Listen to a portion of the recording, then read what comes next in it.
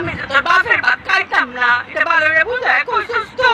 খালি বুঝানি না মা, তাহলে সিদ্ধান্ত দিয়ে আইছে এবং বেড়া সেটা মানছে। এমনি মানে নিছে মানুষের মানুষে ট্রেড করছি মানে লোন লাগবো নাইলে বাইরে দাম আমার মা রে লাগলে বিধবা বানায়াম তো সিদ্ধান্ত মানে লিখিব মেনে নিছে না কি সিদ্ধান্ত কষ্ট রে?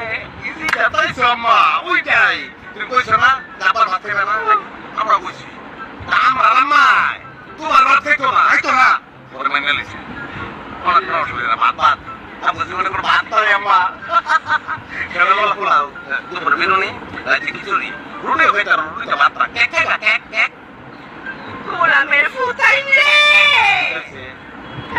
আরে আমি তো এটা কইছি না, আমি কইছি আমি এটার ঘর করতাম না। হিলার ঘর কই হিলার ঘর আছে ঘরে তোমার বাবার না আমরা নানার না গড় না